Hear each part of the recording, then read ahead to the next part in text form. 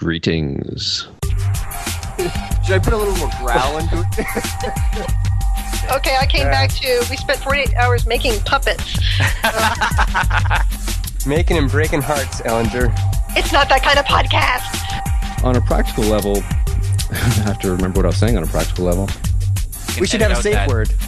Armageddon! I guess we're maybe semi-proud of that. Welcome to Hide and Create, your online writing workshop. Welcome back to Hide and Create. This is Moses Siregar. I'm with Joshua Essoe, Diana Rowland, and Jordan Ellinger. Today we're going to talk about rejection, because this is something that writers get to deal with from all angles. It's a profession that involves handling rejection from all sorts of different ways. So we're going to talk about some of the different ways that can come at you and how you have handled that, any advice you have about that, and things that you've learned along the way. So let's go to Diana first. What would you like to say on this topic? Oh, I have so much experience with rejection. So much. You get rejection from pretty much every possible angle when you're a writer. It doesn't get better once you start selling. It morphs into different kinds of rejections. You know, when you're first starting out as a writer, you might have to handle rejection from your family. Like, you know, why are you taking so much time doing this silly hobby, blah, blah, blah. Then you start submitting and you get rejections from the markets. Then when you actually start selling stuff and maybe you sell a book, then you're dealing with rejections in the order of sales numbers, and you don't get nominated for awards like some of your peers do, or you're not hitting the bestseller list. And then come the reviews, whether it's professional reviews or bloggers or just people on Amazon. And those are so much fun. Going through, and I'm one of those people who does read reviews. It's not for everybody, trust me. But you know they're out there, even if you don't read them. You know that there's some lurking 1 stars, and it's crazy people who just don't get your stuff. Then you have things like signings, which are a particular form of hell on their own, where you're sitting there, hopefully in a good location at the bookstore with your book lovingly displayed in front of you, and you're sitting or standing there, which, by the way, I recommend standing, and you are waiting for that line to form of people ready to buy your book, and the crickets are chirping, and people are avoiding eye contact like you're a telemarketer, and so you sell a book, and then you don't sell another one for the next 2 hours, so there's that kind of rejection. There you go. I have lots of experience with rejection. And how have you handled it? You know, from start to finish. Because this comes to a point where you have to put it in perspective. And it does help to have people around you helping you put it in perspective. Like other writers say, yeah, wow, I submitted 100 times before I got a single sale. So that helps. It helps to, I hate to say it, look at other people's sales numbers and go, okay, I am, my Amazon ranking's better than that person's, or that's dangerous ground, because then you can also be going, oh my God, it's nowhere near that person's. Or you can just look at your own royalty statements and go, okay, I'm actually selling books. That's a good thing. Any sales are good. You can't really get too freaked out about awards because, it really depends on what kind of award it is. Some of them, honestly, are popularity contests. Some of them are juried, and you can obsess all year long on that, and just no good will come of it. Bestseller lists, very easy to obsess about that, but then you have to look at total sales. I have never hit a bestseller list, but I have good, steady sales, so I tell myself that's better. I'm still selling books. A lot of it, is just trying to put it all in perspective. This past week, I was talking a lot with John Scalzi at the RT Book Reviews Convention, and we talked about things like bestseller lists and cumulative sales, that sort of thing, and it helped a lot to hear him say, my first book, it never hit a bestseller list, but it still sells, and that helps. It's like, okay, yeah, my books, they still sell. So you just have to try and put it all in perspective. And like you were saying, I don't think sales are necessarily the barometer of, that you're doing well. I mean, it depends on what you want, but there are people who are writing good books and not selling as much, and they can't get down if they're not selling what they think, they'd like to be selling. Or sales a lot of times comes down to the marketing behind your book, and maybe... Exactly, yeah. Maybe you can be an indie and be not so good at the marketing, or you can have a traditional publisher and the publisher drops the ball on your marketing. But like you're saying, it's one thing you can go to. If you do have good sales, it's one thing you can go to say, okay, things are good, But if not, where else do you go? Well, it depends. You have to look at what your goals are, and of course, I think your goals for your career should be flexible and fluid, either to increasing goals or to saying, this isn't going to happen, so let's look in this direction, or be satisfied with this and work on doing something else. I don't know if I'll ever hit a bestseller list, but I do sell fairly well. I figure I'm in the top third or so of the mid list, most likely, and I do have fans. I do have regular readers, and so there's a lot of reminding myself what I do have, and that's what you have to focus on. What you do have. Last week I won an award, and the Reviewer's Choice Award for Best Urban Fantasy Protagonist, and congratulations. It was really cool. It's a really pretty award too. You could kill someone with this big heavy glasses. And that was really cool. You have these little moments of validation here and there along your path, and you have to cling to those. Writers of the Future was a huge validation for me. I'd been getting rejection after rejection on all sorts of things, and to win that, I was able to cling on to that validation for years. And then, when I had a 6-book deal, that's a validation you cling on to. And so I try not to focus on the really depressing things for too long. I mean, I'm human. When I don't get something that I want, or I'll, cry and eat chocolate and throw a tantrum. Yes, and then I get over it. Suck it up, Buttercup. You put your big curl panties on, and you get back to the keyboard, and you write some more. So there you go. I'm writing this down. Big girl panties. Very useful. I think. Go ahead, Jordan. Yeah, no, I think that I'm able to have validation, I guess, without even sales numbers, although I do sell, obviously, right? One of the reasons is because I do a lot of editing. I was the editor of Everyday Fiction, the short fiction magazine. I edit for Animism. I do some freelance editing. And with editing, especially for a magazine, there are times when you have to reject good work. It just happens. Yeah. Maybe you've already bought 3 vampire stories, right? And you can't publish a 4th, right? So even though this 4th one might even be better than one of the 3 you've bought, well, that you've bought those 3, right? Maybe you just, you don't have the budget for longer work. There's any number of reasons. Maybe you were just really tired that day, and you weren't in the mood. You weren't in an accepting mood, right? Maybe you had X number of slots. That helps you put it all in perspective. Yeah, exactly. That's one thing. Yeah.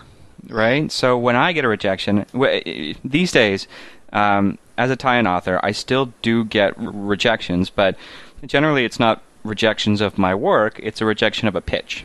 Right. So what happens in order to get work is I pitch ideas to my publishers. So Diana, I'm sure, does virtually the same thing in that she sends an outline, which is kind of a pitch. Right? Yeah. Usually, I give a chapter or 3 and a synopsis. So it's not like a detailed outline, but a general idea of what the book is and what happens and how it ends, that sort of thing. Yeah, so for me, I have a précis, which is, a couple of sentences saying what the work is about, and then I have about a page-long synopsis. And, unfortunately, some things just don't hit, right? Maybe, like I said, with tie-ins, often the idea is to sell whatever it's tied into, right? So for Warhammer, for instance, you're trying to sell the figures, right? And if I do a pitch and, whatever, that figure isn't one they want to promote, or maybe it doesn't even exist, and I've made a mistake in the research, that pitch will get rejected kind of outright, right?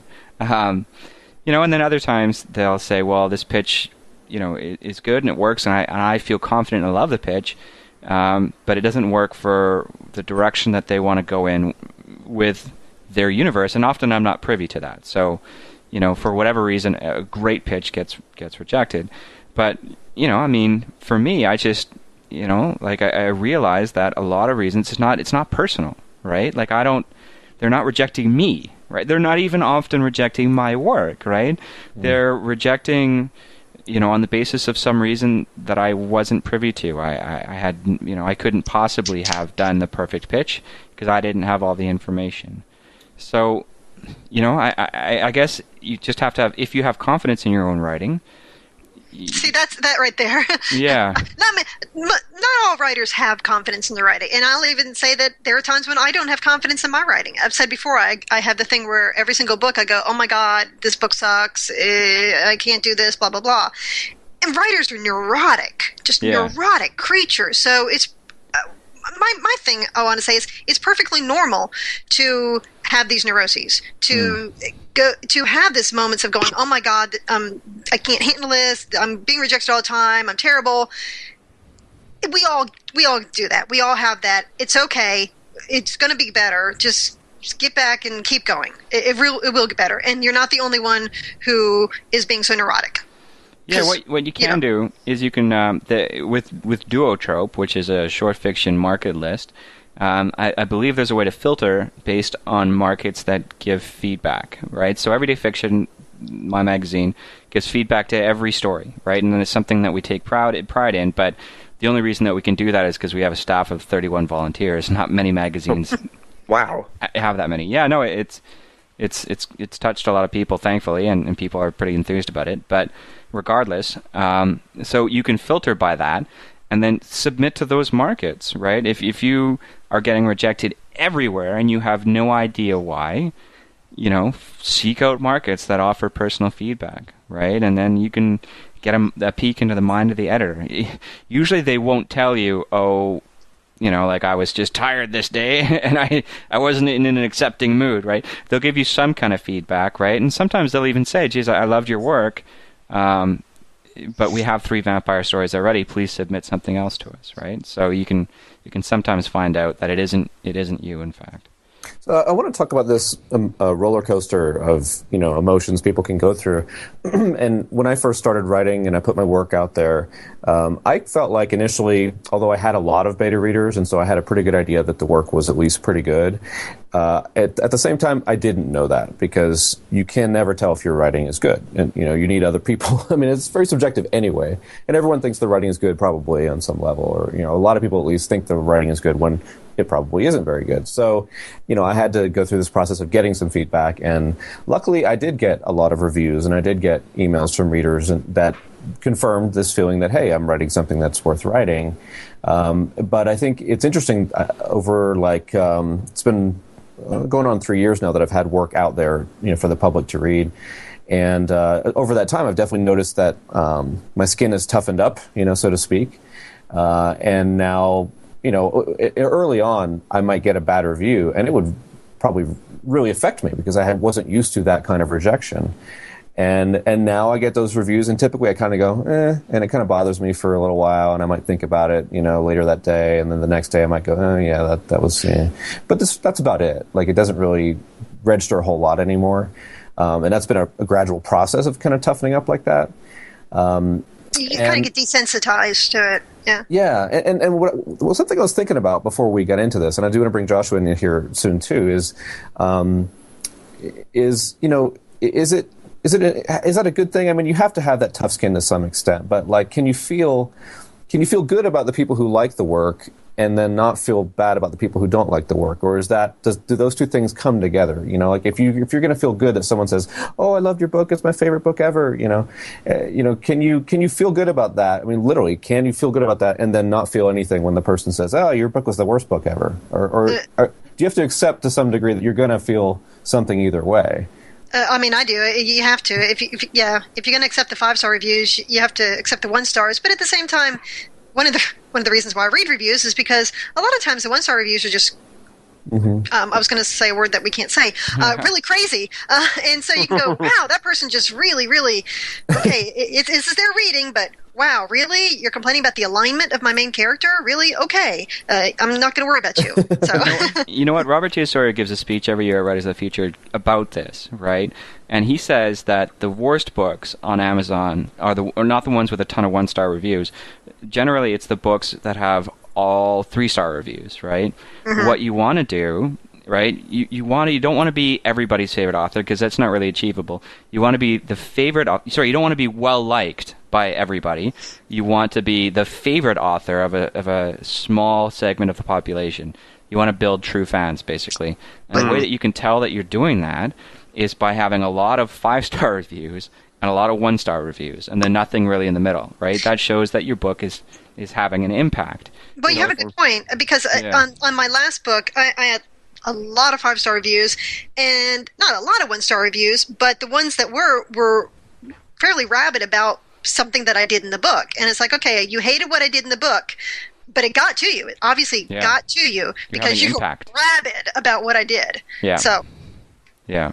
No, so that's a really good point. That is an interesting point, and I've heard that sort of thing too. That you want to write something that some people are not going to like. You have to kind of have the balls to do that, because the people who do like you are the ones that are going to pay your meal ticket. And I did not really do that with my first book. I kind of wrote a book that I felt like had a little something for everyone. I didn't think too many people would hate it, but at the same time, I didn't think I'd have too many people who go, "Oh my God, this is the greatest thing ever, and you're my favorite author ever." Because I didn't necessarily try to hit the grand slam that's going to blow one person away and then make someone else hate the book. And I don't know. I guess you can kind of go either way with that, but. And you can also look at the reviews by some like super popular authors. You can look, Jim Butcher or something like that. He's got 1-star reviews, and he sells like crazy. So there's really no one, like you said. There's no one. If you want to be popular, you're going to have all across the entire range. And be careful too. I mean, be aware of this if you're getting into this field. There will be some people, and I've experienced this, who will be the 1-star people who. Their ego gets really wrapped up in writing something to convince people that your book is the worst thing ever, and to the point where they're reaching for stuff. Like I can think of probably 2 off the top of my head, 2 people who've done this to me, where they're obviously like a little bit. They're not being objective at all. Like they're really finding stuff that, a lot of cases, like arguments that aren't even true, like things that are just flat false, but they'll keep coming up with reasons to make your book sound awful, and you're like, wow, this person has gone out of their way to. Yeah, you really, really got to them. Yeah. Yeah, which is kind of a good thing in a way, right? You stirred something. You stirred something up in that person. You didn't have no effect on that person. You had an effect to the point where. It bothered them that much, and it's like, and that was a weird thing for me initially, to be like, wow, I like try to write a book to entertain people, and this person really, really wants to hate on the book. You know what? I don't want to get too much into reviews, because that's kind of the next step up from rejection. But I just want to say that worse than getting a bad review is no review. Yeah, exactly, not being talked about, right? So even if I get a bad review, I'm like, well, hey, that means that there's people are reading my work and they care about it enough, positively or negatively, to make a comment about it. But Moses, you spoke, I think, on our last episode about sending your book, The Black God's War, out to, I think, 4 agents. I mean, it didn't sound like you'd really kind of played the field yet, but you hadn't heard back from those 4 agents. So, I mean, I guess that's kind of like a rejection. No, I have. Okay. I sent it to 3 publishers, and I've heard from one of those 3 publishers. So how did you deal with that? The other 2, for all I know, it's still in the slush pile. The one who did write me back was very nice. What was funny about that one was this publisher had a reader. The reader said certain things about the book, and then the editor sort of sent me, told me what they said about the book and why they didn't want to acquire it. What was really ironic about it is that, I mean, I've had hundreds of reviews on my work already, all over the place, Amazon, Goodreads, etc. And the things that they said were the reasons why they didn't want to acquire the book were generally not the things that readers say about the book. And so it was kind of like, really? Like, that's why you don't want the book, because the readers don't think that. It's a totally different outlook. I mean, it was very odd, because I just, in that case, it allowed me to not feel rejected, or feel that bad about it, because I was like, maybe that's just that one person's point of view, or maybe they were just reaching for a reason to reject the book. I don't know. Are you able to get into specifics, or give maybe an example of something similar? Let's see. I mean, I think the comment was like on a certain part of the book that was weak. And I mean, I've seen in reviews what people generally think are the weak points of the book, right? But that wasn't what they said. In fact, they pointed out something that they thought was a weakness that generally readers think is a strength. And so I was able to kind of reject the rejection in a sense of just say, well, okay, this is not the editor for me. This is not the house for me. And they didn't get the book, and they don't really seem to be even. And I've actually had that from an agent as well. An agent had said something similar, or it's actually different, but it was again a similar thing. Like, well, you didn't say the thing that most readers think is the weakness of the book. You said something that they think is a strength, or that a whole lot of people think is a strength, seemingly. So again, it was kind of like, what that really taught me, though, is kind of like what you're saying, about editors. Sometimes you reject stuff for any number of reasons. And also in this case, the lesson for me was an editor or an agent is just one reader. It is just one human being with a brain with certain, biases and certain tendencies. And just because one person if it's not the book for that one person, so what? That's one person. Your book is never going to be for everybody. So it's not a big deal. And this is where actually being self-published is nice, because I've gotten so much feedback on the work already that when I hear these things from editors and agents, I can kind of shrug those things off. And sometimes they hit the mark, and sometimes I'm like, okay, yeah. But sometimes I've found that their sentiments are not in line with readers. And so it's like, okay, then you're not the guy for me. That's all. That makes You a lot can't of sense. fire me. I quit.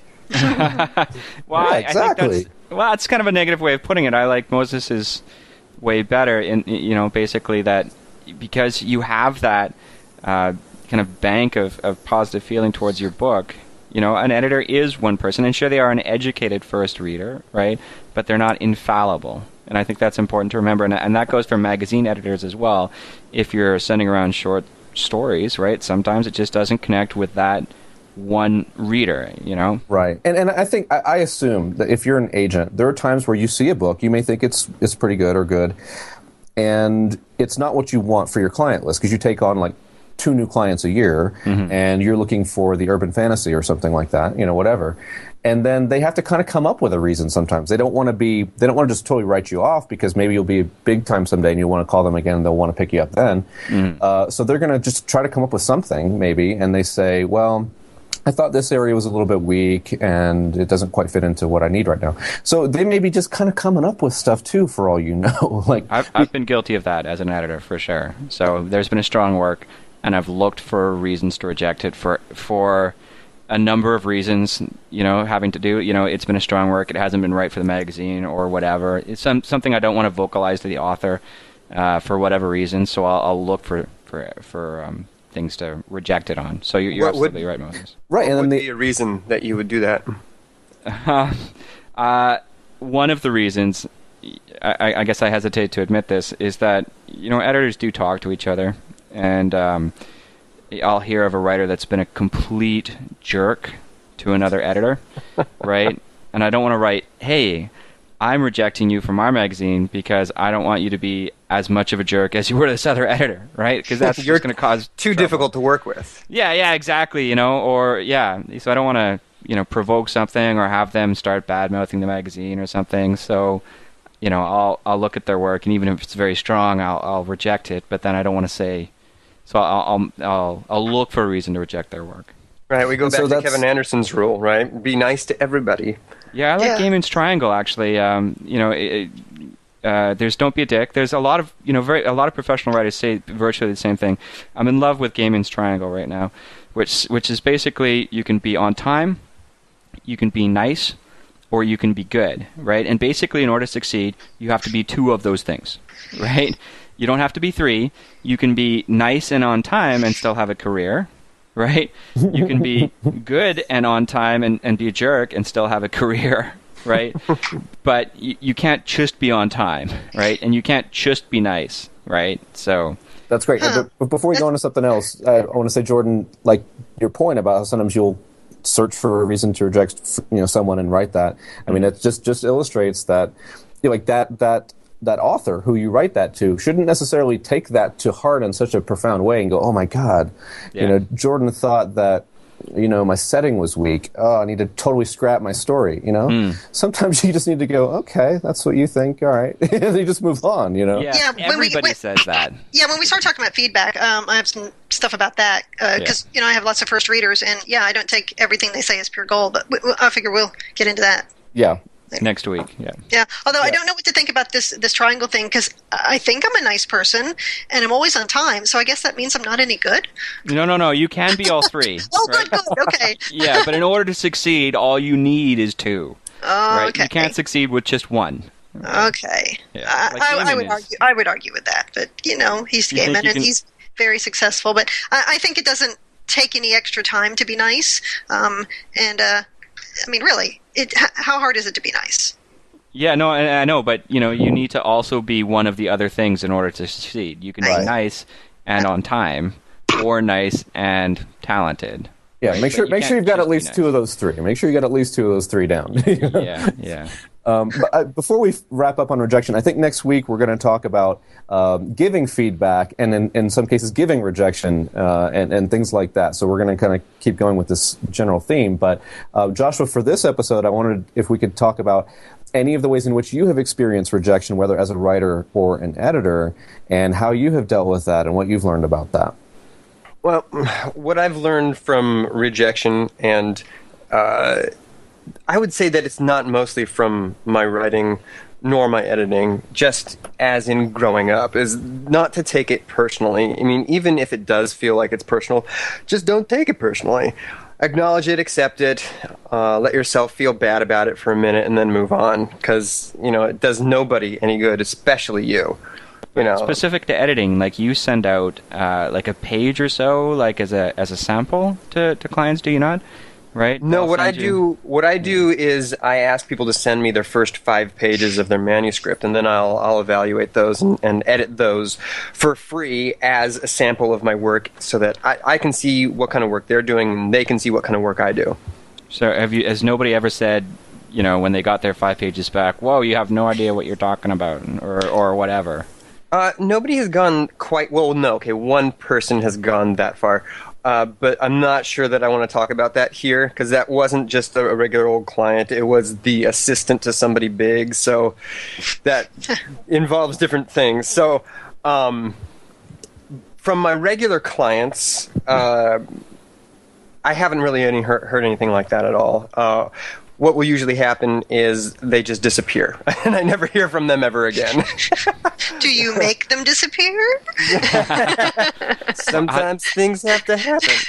How do you deal with that? Is it just like the price of doing business, or? It kind of is. At first, I got to say that is a kind of rejection, and that did really bother me. Like, what the hell? Like, I spent an hour and a half doing your sample for you, sent you all this feedback, and you don't even have the courtesy to say thank you or to acknowledge that you received it. I've kind of gotten past that. Now I'm just like, damn it, I wasted an hour and a half of my time. But, then you move on, because it's a cost of business. So let's go to closing statements for today. Back to you, Jordan. Well, I think the most important one is just to not take rejection personally. Generally, editors are not rejecting you personally, they're not even rejecting you as a writer. They're rejecting a particular work. So even if they have a legitimate reason to reject a particular work, they're not rejecting you. They're not rejecting you as a writer. Continue to write, and eventually you'll get fewer rejections. They'll never go away entirely, but you'll start to get more acceptances than you do rejections. And how about you, Diana?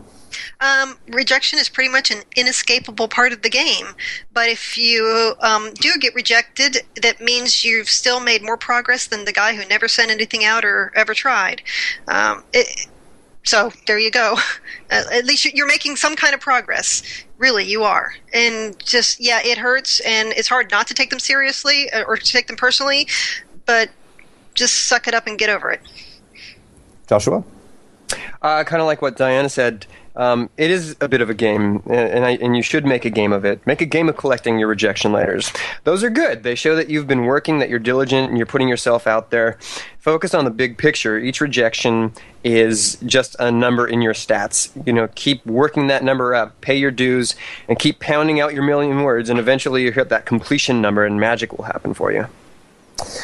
I was going to say that you have to expect that rejection will come from places you don't even expect it to come from. And I thought I was doing pretty good with, reviews and, things from, agents and publishers and things like that. But there's always someone that could, give you that experience. And it could be someone that someone in your family. It could be a friend. It could be a beta reader. It could be a real trusted, reviewer. It could be any number of people. And I think one thing I wish I had kind of gone into this with it even more, and I sort of knew this, but I still have been blindsided by this, is, don't expect anything from anyone.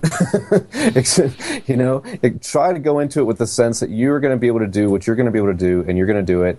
And, just be prepared, because the rejection or the not showing up or the not being there can be there from anyone, and you have to steel yourself and know that you're going to push ahead and do what you're going to do, because otherwise, you can get derailed by things like that.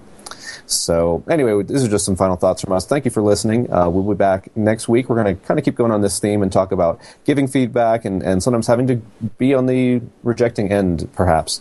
So thanks for listening. We'll talk to you soon. This has been another episode of Hide and Create. The show is produced by me, Jordan Ellinger. The site is edited by Joshua Essoe, and your co-hosts have been Diana Rowland and Moses Siregar. That music that you're listening to was written by Jason Donnelly. We can be reached at writingpodcastonline.com, where you can ask us questions and suggest topics for future shows. Thank you for listening. Now go hide and create something.